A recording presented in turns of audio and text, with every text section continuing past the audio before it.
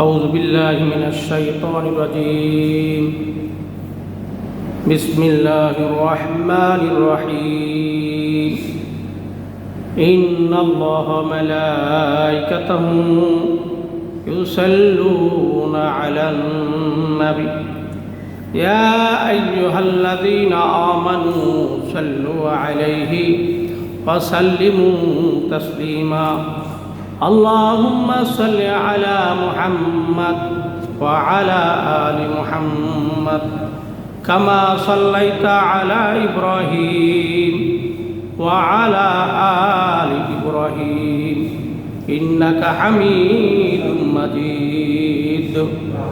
اللهم بارك على محمد وعلى آل محمد كما باركت على إبراهيم وعلى آل إبراهيم إنك حميد مجيد. أعوذ بالله من الشيطان الرجيم. بسم الله الرحمن الرحيم. ويل لكل همزة لمزة الذي جمع مالا وعدده يحسب أن ماله أخلده كلا لينبذن في الحطمة وما أدراك ما الحطمة نار الله الموقدة التي تطلع على الأفئدة إنها عليهم مؤصدة في عمد ممددة. صدق الله مولانا العظيم. মহান আল্লাহ তাআলার দরবারে লাখ কোটি শুকরিয়া যে মহান রব্বুল আলামিন আমাদেরকে সালাতুল জুমার নামাজ আদার উদ্দেশ্যে আল্লাহ তাআলার ঘরে আসার তৌফিক ইনায়েত করেছেন। এই জন্য আমরা মহান রবের দরবারে শুকরিয়া আদায় করি। আলহামদুলিল্লাহ। আমরা যে আল্লাহ তাআলার ঘরে আসতে পারলাম এতে আমরা খুশি না ইনশাআল্লাহ? আল্লাহ পাকের অশেষ মেহেরবানি। আজকে দেখেন জুমার দিন, বৃষ্টিকে অপেক্ষা করে আপনারা মসজিদে চলে আসছেন। অবশ্যই আল্লাহর প্রতি প্রাণ রয়েছে, ভালোবাসা রয়েছে, মসজিদের প্রতি, নামাজের প্রতি আকর্ষণ আছে। কেউ মসজিদ থেকে বেরোইতে চায় না, আবার কাউকে মসজিদে জোর করে ঢুকানো যায় না। এটা সম্পূর্ণই আল্লাহ তাআলার মেহেরবানি।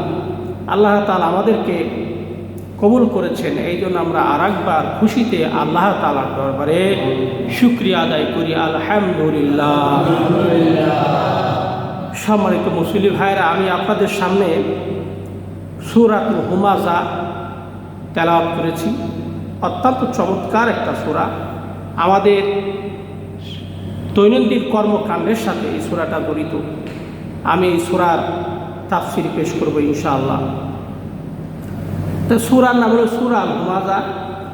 প্রশ্ন করি প্রথমে যে এই সূরাটা কোথায় নাযিল হয়েছে? এই সূরাটা মক্কা মুআজ্জামায় নাযিল হয়েছে। কোরআনে কারীমের যে 114টা সূরা আছে আপনারা জানেন, 114 সূরার মধ্যে আপনার বেশিরভাগ সূরা মক্কায় নাযিল হয়েছে, প্রায় 86টা। আর মতান্তর আছে 28টে সূরার মতো আপনার নাযিল হয়েছে। কেউ কেউ বলেছেন 22টে সূরা মদিনায় নাযিল হয়েছে। 23 সূরাটা মক্কায় নাযিল হয়েছে। অত্যন্ত গুরুত্বপূর্ণ এই সূরা। 114টা সূরার মধ্যে আমরা যে কাজগুলি করি আল্লাহ তাআলা এই সূরার মাধ্যমে আমাদেরকে সতর্ক করলেন যে তোমাদের যদি অভ্যাস থাকে তাহলে এগুলো পরিত্যাগ করো। 1 নম্বর আল্লাহ বলছেন ওয়াইলুল লিকুল্লি হুমাযাতিন লুমাযা। আমরা তাফসীর করতে যাই প্রথমে সরল অনুবাদটা জেনে নিই। আল্লাহ বলেন ওয়াইলুল লিকুল্লি, ওই সকল লোক তাদের জন্য ধ্বংস। ওয়াইলুন মানে ধ্বংস, লিকুল্লি প্রত্যেক ব্যক্তির জন্য। ধ্বংস অনিবার্য। দুইটা অভ্যাস যদি তার থাকে, একটা হলো হুমাজাতিল লুমাজা। হুমাজা শব্দের অর্থ হইল যেই লোকটা মানুষকে সামনাসামনি অপমান করে, সামনাসামনি অপদস্থ করে, সামনে সামনে গালিগালাজ করে। আছে না এরকম? সমাজ একটু প্রভাবশালী, কিরা ইমাম, কিরা মুয়াজ্জিন, কিরা খতিব, কার সম্মান গেল না আসলো, তার সামনাসামনি কি করে? দমকাদমকি করে এবং চকুল খুরি করে। 2 নম্বর হলো লুমাজা। লুমাজা শব্দের অর্থ হলো যেই লোকটা সামনাসামনি করে আবার পিছনেও করে। আমার কথা মনে হয় বুঝাইতে পারি না। একটা হলো যে সামনাসামনি ধমকাধমকি করে, ধমক দেয়, অপমান করে, বেইজ্জতি করে। আর একটা হলো পিছনে গীবত করে। পিছনে কি করে? গীবত করে, শিকায়ত করে, সমালোচনা করে। এই 2টা কাজ যে করে, আমার কথা বললাম না আল্লাহর কথা বললাম? আল্লাহ বলছে নিশ্চিত ধ্বংস হবে। Must be will destroy this world. পৃথিবীতে তার ধ্বংস নিশ্চিত। এটা কে বলেছে? আমি বললাম? তাহলে 2টা কাজ। একটা হলো যে মানুষকে সামনাসামনি অপমান করবে, আর একটা হলো পিছনে যে চগুলখুরি করবে। এটা তো ধ্বংস হবেই, আবার দুনিয়ায় তার শাস্তি আছে, সেটা আস্তে আস্তে বলবো কি কি শাস্তি হবে। আচ্ছা, এই সমস্ত লোকদের কিছু বৈশিষ্ট্য আছে, আল্লাহ তাআলা সেটা বলেছেন। বৈশিষ্ট্য কি? আল্লাযী জামাআ মালান ওয়া আদ্দাদা। আল্লাযী ওই সমস্ত লোকেরা জামাআ জমা করেন। কি করেন? জমা করেন, একত্রিত করেন। কি জমা করেন? মালান, সম্পদ। এবং জমা করে কি করে? ওয়া আদ্দাদাহু, গুনে গুনে রাখে। কত টাকার মালিক হইলাম, কত টাকা মালিক হলাম, এটা গুনে গুনে রাখে। ব্যাংকে আমার কত টাকা আছে, কত বিঘা জমি আছে, কি পরিমাণ সম্পদের মালিক হইলাম, এগুলি কি করে? গুনে গুনে রাখে। জমাও করে আবার গুনে গুনে রাখে। এরপরে গুইনে তো রাখলই, এরপরে তার কামটা কি? 3 নম্বর যে কামটা করে, ইয়াহসাবু আন্না মালাহু আখলাদা। ইয়াহসাবু, সেই লোকটা মনে করে, আন্না, নিশ্চয়ই, মালাহু, তার এই ধন সম্পদ, আখলাদাহু, তার কাছে চিরস্থায়ীভাবে থাকবে। কেমন বোঝাইতে পারি কথা? এরা মনে করে কি এই সম্পদ আমার চিরস্থায়ীভাবে থাকবে। সম্পদ কি চিরস্থায়ীভাবে থাকে? আপনি যত টাকার মালিক হন, এখন চোখ বন্ধ করলে সর্বোচ্চ আপনাকে একটু কাপড় দেওয়া হবে। এই কাপড়টা যদি বড় লোক হন একটু দামি হবে, আর গরিব হইলে কম দামি কাপড় হবে। মার্কিনের ওই যে কাপড় আছে না, সেটা। আর যদি অবস্থাশালী ভালো হয়, ছেলেরা ভালো হয়, তাহলে ছেলেরা চিন্তা করে এত টাকা সম্পদ আমার বাবা রেখে গেল, এত কম দামি কাপড় আমি কেমনি দিই, একটু বেশি দামি দিই, একটু বেশি গজের কাপড় দিই, বাবারে দাফন কাপড় করি। এইটুকু হলে সম্পদ। আর যা রাখবেন সকলেই খাবে কি? যা রেখে যাবেন সকলেই পরে খাবে নাকি? নিজের খাবার কোনো কায়দা আছে? কায়দা নাই। এটা আমার কথা না আল্লাহর কথা? আল্লাহু আকবার। আমার ভাইরা ভালো করে লক্ষ্য করবেন, আমি সরাসরি কোরআন থেকে কথা বলতেছি, নিজের ভাষায় বলছি। যেহেতু আমরা বাংলা ভাষার লোক, আরবিতে বললেই বুঝবেন না, ইংলিশে বললেও অনেকেই বুঝবেন, হয়তো অনেকেই বুঝবেন না। আমি এটা ট্রান্সলেশন ইনশাআল্লাহ সেই ক্ষমতা আমার আছে, আমি ইংলিশও বলতে পারবো ইনশাআল্লাহ। তো ইয়াহসাবু আন্না মালাহু আখলাদা, আল্লাহ বললেন ওদের ধারণা হলো, ইয়াহসাবু, মনে করে, আন্না মালাহু আখলাদাহু, এই হুর মার্জা হলো ওই ব্যক্তির যে মনে করে এই সমস্ত সম্পদ আমার কাছে থাকবে। এরপরে আল্লাহ তাআলা কিছু প্রশ্ন করেছেন। আল্লাহর কথা, কাল্লা লা ইউনবাযান্না ফিল হুতামা। আল্লাহ বলছেন নেভার, কখনোই নয়, লা ইউনবাযান্না, নিশ্চয়ই তাকে নিক্ষিপ্ত করা হবে, ফিল হুতামা, হুতামার মধ্যে। আপনারা কি এখন যদি প্রশ্ন করি 8টা জান্নাতের নাম জানেন, 7টা জাহান্নামের নাম জানেন? তো 7টা জাহান্নামের মধ্যে একটা জাহান্নাম ছিল হুতামা, নাম শুনছে? হুতামা একটা জাহান্নামের নাম। বলা হয়েছে লায়ুম বাজান্না ফিল হুতামা, তাদেরকে নিক্ষেপ করা হবে কোথায়? হুতামার মধ্যে। এখন হুতামা কি আল্লাহ নিজেই ওয়াজ করতেছেন, ওয়ামা আদরাকা মাল হুতামা, হে রাসূল তুমি কি জানো হুতামাটা কি? ওয়ামা আদরাকা, are you have you knowledge, আপনার কি জানা আছে হুতামা কি? What is হুতামা? হুতামা কি জিনিস? আল্লাহ তাআলা নিজেই নবী মুহাম্মদ সাল্লাল্লাহু আলাইহি ওয়াসাল্লামকে জিজ্ঞেস করতেছে। আবার আল্লাহ বলছেন ওয়ামা আদরাকা মাল হুতামা, হুতামাটা কি তুমি কি জানো?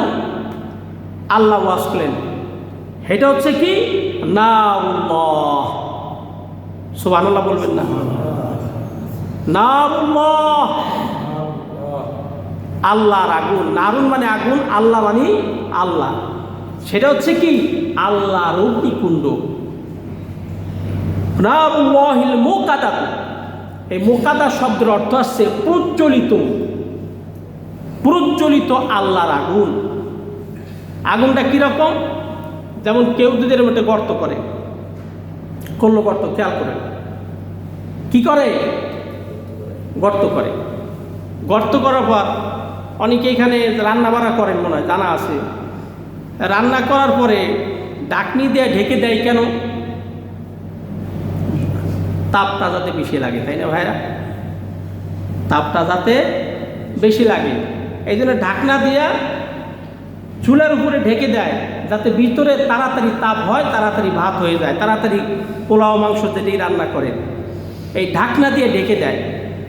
আর একটা কি, আর একটা বিষয় আপনারা দেখেছেন যে এই যে আমাদের দেশে ইটের ভাটা আছে না ভাই, ইটের ভাটা, ইটের ভাটার ভিতরে নিচে ইট দেয়, তারপরে খড়ি দেয়, তারপরে কি দেয়?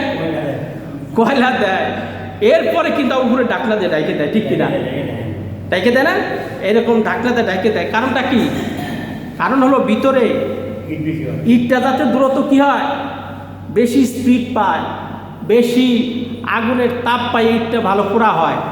আবার ইটের ক্যাটাগরি আছে, 1 নম্বর ইট আছে, 2 নম্বর ইট আছে, 3 নম্বর ইট আছে, আবার দামও কিন্তু ক্যাটাগরি আছে, আছে না?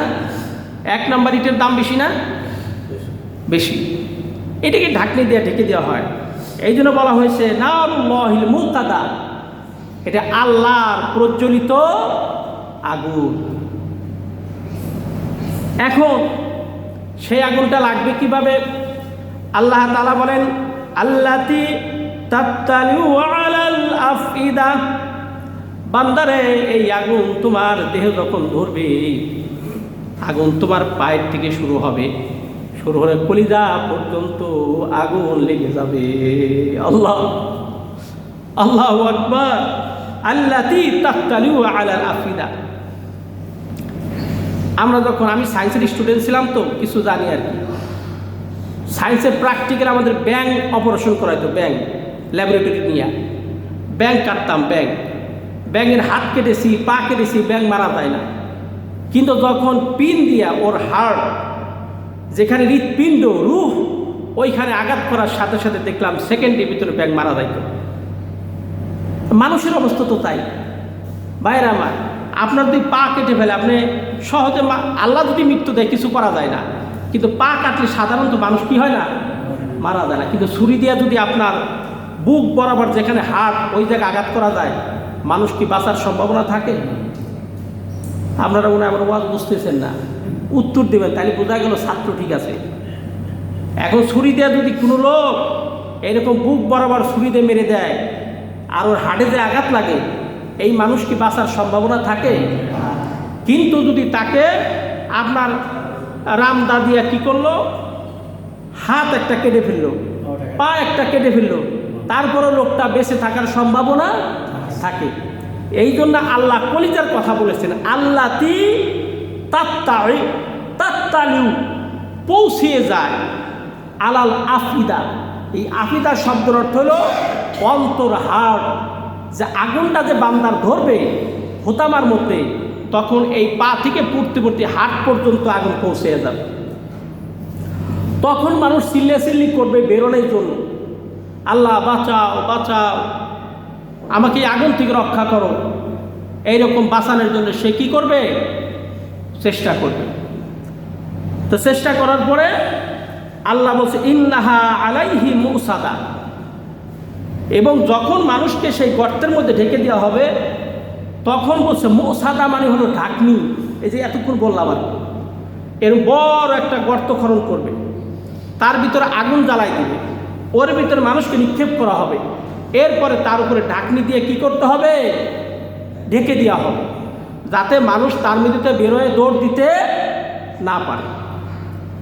যখন কোনো বাসা বাড়িতে যখন আগুন লাগে, তখন মানুষ আপনারা দেখেন নাই বিভিন্নভাবে বেরোনোর চেষ্টা করে, জানালা দিয়ে লাফ দেয়, উপরতলাতে লাফ দেয়, নিচে পড়ার চেষ্টা করে, ভিতরে কি? আগুন। তো সেই সময় মানুষ এরকম লাফ দেওয়ার জন্য চেষ্টা করবে, পরিত্রাণ পাওয়ার জন্য চেষ্টা করবে। ইন্নাহা আলাইহি মুসাদা, কিন্তু সে বেরোইতে পারবে না। কারণ কি? ফি আমাদিন মুমাদ্দাদা। কারণ হলো ওই গর্তের মধ্যে বড় বড় খাম্বা থাকবে। এই যে কারেন্টের খাম্বা আছে না কি ভাই? আমার মতো একটা লোক, আপনার মতো একটা লোককে যদি সেকল দিয়ে বেঁধে কারেন্টের খাম্বার সাথে আটকায় রাখে, বলেন আমরা কি ছুটতে পারবো? আপনারা মনে হয় ছুটতে পারবেন। আমার অত শক্তি নাই। আমার যদি হাতের ভিতরে সেকল দিয়া ওই মসজিদের খামের সাথে আমরা বাইরে রাখেন, আমি ছুটতে পারবো না। আমার অত শক্তি গায়ে নাই। তো আল্লাহ বলছেন কি? ফি আমাতি মুমাদ্দাদা। সেই জাহান্নামের ভিতরে হুতামার মধ্যে, গর্তের মধ্যে ফেলার পরে বান্দা যাতে দৌড়ে পলাইতে না পারে, এই জন্য সে কি করবে? এরকম খাম দিয়া, বড় বড় খাম থাকবে, খাম দিয়া তাকে বেঁধে ফেলবে। এখন যখন সেকলটা বাধা থাকবে, তখন সে এইদিকে দৌড়াবে, ওদিকে দৌড়াবে, ওদিকে দৌড়াবে, কিন্তু যাইতে কোথাও পারবে না। এর নাম হল হোতামা। তাহলে আলোচনায় যারা পরে আসছেন তারা তো বুঝেন নাই যে এত শাস্তি আল্লাহ দিবে কেন। দুইটা কাম যদি কেউ করে, কাম কয়টা? দুইটা। একটা হলো হুমাজা, আর একটা কি? লুমাজা। হুমাজা মানে কি? যেই লোকটা মানুষকে সামনাসামনি অপমান করবে, সামনাসামনি গালিগালাজ করবে, ক্ষমতায় আছে, সে যার যা খুশি বলে দিল, এবং পিছনে চকুলখুরি করে, ষড়যন্ত্রে লিপ্ত হয়। আছে না এরকম সমাজে? ষড়যন্ত্রে লিপ্ত হয়, পিছনে থেকে ষড়যন্ত্র করে। এই কামটা যদি করে, আর একটা হলো মানুষের গীবত করে। কি করে? গীবত করে, সমালোচনা করে, পরচর্চা করে, মানুষের দোষ ত্রুটি মানুষের কাছে বলে বেড়ায়।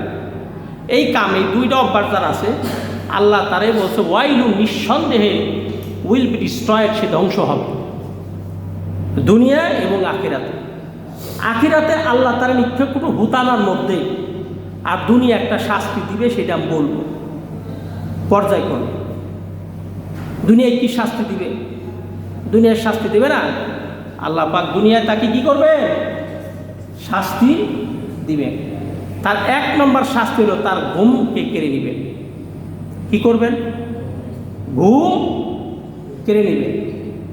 ভালো করে খেয়াল করেন, যদি কোনো মানুষ কোনো আলেমের পিছনে ষড়যন্ত্র করে, আলেম যদি তার বদদোয়া না করে, আল্লাহ তাআলা ডাইরেক্ট অ্যাকশন নেবেন।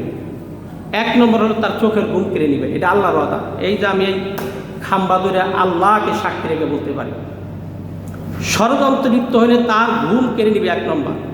যদি কারো এই রোগ থাকে, কোনো আলেমের সাথে বেয়াদবি করে থাকেন, পায়ে ধরে মাপ হবে। জীবনও যদি করে থাকেন, আমি আপনাকে বাঁচাতে চাই। কারণ কোরআন হাদিসের নির্দেশনা হলো, রাসূল সাল্লাল্লাহু আলাইহি ওয়াসাল্লামকে যখন ষড়যন্ত্র করে তারা 3 বছরের জেল দিয়েছিল, তখন আবু জাহেলের একজন স্বাস্থ্যমন্ত্রী ছিলেন, অর্থমন্ত্রী ছিলেন, নাম হলো জুহাইর। প্রথম নম্বর হলো নবীর বিরুদ্ধে ষড়যন্ত্র করার কারণে আল্লাহ তার চোখের ঘুম কেড়ে নিয়েছে। চোখের ঘুম কেড়ে নিয়েছেন, তরবারি হাতে নিয়ে আবু জাহেলের ঘরের মধ্যে রাত 12টার সময় প্রবেশ করেছেন। বলছে, আবু জাহেল, এই যে গর্দান এক কোপে দুই আলাদা করে ফেলাই দিব, চাবিতে তাড়াতাড়ি রসুলকে মুক্ত করতে হবে। বলছে, কেন? বলছে, আমার 1 মাস ঘুম হয় না বেটা, রাসূলের বিরুদ্ধে ষড়যন্ত্র করার কারণে আমার 1 মাস ঘুম হয় না, আমার ঘুম হারাম হয়ে গেছে। চাবিতে নারী তোর এক কোপে, তোর গলা এক জায়গা, তোর ধর এক জায়গা। অবস্থা বেগতিক দেখে আবু জাহেল ছিল স্বরাষ্ট্রমন্ত্রী, আবু জাহেলের অর্থকরী সমস্ত যোগান দিতেন। এই জোহায়ের তরবারি ধরার পরে আবু জাহেল ডরাইয়া ভয়তে তাড়াতাড়ি চাবি দিয়ে দিছে। চাবি নিয়ে রাসূল সাল্লাল্লাহু আলাইহি ওয়াসাল্লামকে যখন মুক্ত করে দিলেন, পরের দিক থেকে তার ঘুম এসে গেছে। বলেন সুবহানাল্লাহ। আলেমরা হলো নবীদের উত্তরাধিকারী। ষড়যন্ত্রিত হইলে আলেমরা বদদোয়া করে, আল্লাহ ছাড়বে না। এটা আল্লাহর অ্যাকশন। কোরআন যদি সত্য হয়, হাদিস যদি সত্য হয়, আল্লাহর দিন যদি সত্য হয়, আল্লাহ অ্যাকশন নিবেই, ছাড়বে না। এটা আল্লাহ পাকের ওয়াদা। তো রাসূলের বিরুদ্ধে যারা ষড়যন্ত্র করেছেন, তারা কি পৃথিবীর স্থায়ী ছিল? কথা বলে না ভাইয়া, আছে স্থায়ী? নাই। আর আরেকটা বিষয় বলছিলাম, আল গীবাতু আশাদ্দু মিনাজ জিনা। গীবত হচ্ছে জেনার চাইতে খারাপ। আচ্ছা বলেন তো, আপনাদের জিজ্ঞেস করি, গীবতের শাস্তি কি? কে বলতে পারে? গীবতের শাস্তি কি এবং জেনার শাস্তি কি? জেনার শাস্তি হলো, যদি কেউ জেনা করে, তাহলে মনে করে ফরিদপুর আলিপুরের একটা ছেলে জেনা করছে, ধর্ষণের মামলায় তাকে পুলিশ ধরছে। এই যে কিছুদিন আগে লাইভে দেখলাম, ছোট্ট একটা বাচ্চা মেরে ফেলেছে। তো তার শাস্তি হলো, রাজেন্দ্র কলেজের মাঠে তার এই কোমর সবার কাটতে হবে। এটা শরীয়তের শাস্তি, কোরআনের আইন। তারপরে তারে পাথর মারতে হবে। তারে কি করতে হবে? পাথর মাইরে তারে সমস্ত প্রকাশ্যে দিবালোকে, টেলিভিশন, মিডিয়া, মোবাইল সব কিছু পরিষ্কার। তখন দেখতে পাবে যে এই লোকটা জেনা করার কারণে তার এই শাস্তি হয়েছে। এখন বলেন, আর কোনো যুবক যদি জেনা করার চিন্তা করে, তাহলে কি জেনা করতে পারবে? তার মনের ভিতরে এই ভয় ঢুকে যাবে যে আমি যদি জেনা করি আমার মাপ হবে না। যেমন আমাদের দেশে মহিলারা গ্যাদারিং করে টিজিং হয়, উন্না ধরে টান দেয়, এ করে ও করে। আপনারা যারা সৌদি আরব গেছেন, এই হাদিস সাক্ষী, তব করার সময় মহিলা পুরুষ একসাথে করে না? কোনো পুরুষ মানুষ মহিলা উন্নার ধরে টান দেয়? কারণ কি? কারণ দুইটা কারণে টান দেয় না। একটা হইল আল্লাহর ভয়, আর একটা হলো সরকারের ভয়। সরকারের ভয় কি? যদি কেউ কারো উন্না ধরে টান দেয়, আপনি মনে করেন সৌদি আরবের সরকার সুবাইতে আপনার বাংলাদেশে পাঠাই দিবে? এতই সস্তা। ও জিজ্ঞাসা করবে না, আইনা বেলা দোকা তোর দেশ কোন জায়গা, তুই বাংলাদেশি না পাকিস্তানি, রাজাকার তালবদর, জিজ্ঞেস করবে না। না মুক্তিযোদ্ধা, কিচ্ছু জিজ্ঞেস করবে না। যদি উন্না ধরে টান দেয়, সব সময় ভিডিও ফুটেজ আছে, এরকম পরিষ্কার, ওখানে লাইভ চলতেছে। আপনার পুলিশ সাথে সাথে ধরে, ওই দেশে যে রাষ্ট্রীয় আইন আছে ও আর খুঁজেও বাংলাদেশে আসতে পারবে না। সাথে সাথে জানে যে আমি উন্না ধরে টান দেওয়া মানে আমার জীবনটা কী হয়ে যাবে? শেষ হয়ে যাবে। এই জন্য ওইখানে ইফটিজিং করার দুঃসাহস কারো অন্তরে জাগ্রত হইলেও 10 গ্লাস পানি খায় চিন্তা করার সাহস পায় না। প্রিয় ভাইরা আমার, এই জন্য আমরা বাঁচার জন্য মানুষের সমালোচনা করবো না, মানুষের পিছনে লাগবো না। আল্লাহ তাআলা আমাদেরকে বরকত দান করবেন। আমিন। আসসালামু আলাইকুম ওয়া রাহমাতুল্লাহ।